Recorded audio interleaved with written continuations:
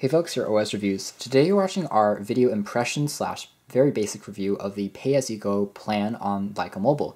And this is basically comparable to the prepaid plan on T-Mobile or AT&T or Sprint or Verizon. However, what really sets Lycamobile apart is that their plans basically never expire. So for example, I have a phone that's using Lycamobile and I make a call every 90 days. Basically, the plan continues to roll on until the balance runs down to zero. So this is very different from other carriers such as, I would say, T-Mobile or AT&T, because you have to refill every year or else your plan expires. Over here, it's just that as long as you're making a call or making a text message every 90 days, your plan continues to roll out. So, for example, if I put in $100 into my prepaid account and I make a call every 90 days, basically I can use that phone as an emergency backup phone continuously for maybe 20 years or 30 years as long as I'm not using it too much. So if time is your number one concern, you want a phone that can last you a long time, and you're someone that makes very little calls, perhaps you need a backup device, then this is a great option to go with just because of that very long expiration date. Another feature that makes Lycamobile's prepaid plan really compelling, at least when we try to compare it, was their pricing.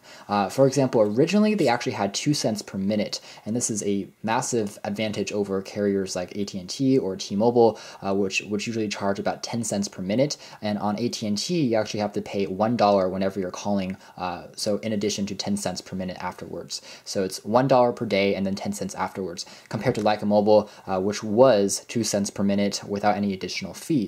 But now their price has risen to 5 cents per minute, which is actually still pretty reasonable considering that your plans basically don't expire as long as you're making some data connection every 90 days. For the original plan, it was 2 cents per minute for calling, and then incoming calls were free, but now you have 5 cents per minute for calling, and incoming calls are 2 cents per minute. And for text messages, they're 4 cents per minute, and the same thing can be said about receiving text and reading them.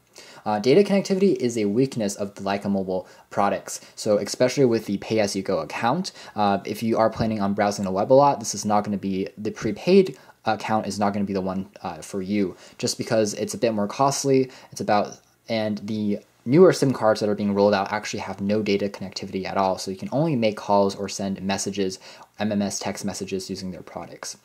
Lycamobile is a GSM service. As you can see, they use SIM cards, and their SIM card is also pretty unique because it uses both an adapter for a micro SIM in addition to the standard size SIM, so you can swap back and forth depending on your phone.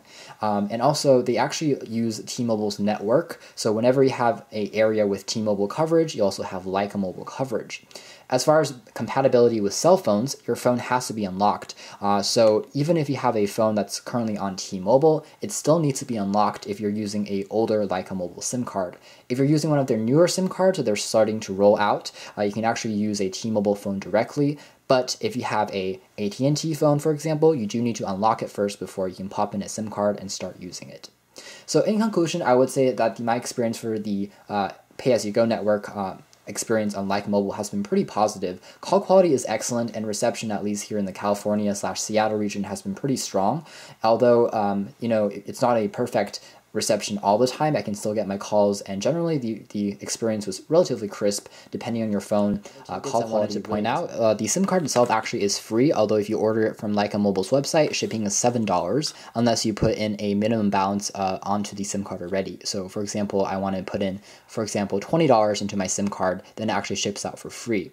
I simply activate it by calling Lycamobile. Speaking of the customer service experience I've had with Lycamobile has also been pretty positive. As far as wait times are concerned, they're very short. Whenever I'm calling someone can pick up and answer my questions, and their customer service numbers for voicemail, recharge, and balance remaining can be found over here. These are all free services. I would say that Lycamobile is still a pretty nice choice if you are someone that wants an emergency backup SIM that you don't plan on using a lot, just very basically only once, perhaps every few months. This is a great option to go with, just because if you're considering length of time, this is one of the cheapest SIM cards out there.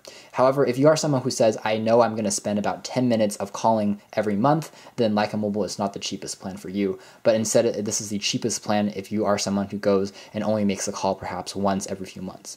So overall, this is a pretty interesting plan, something that I think is a lot less expensive than AT&T's plan, for example, and it's a relatively good deal. And so if you're transitioning into a new prepaid plan, this is a good option to consider.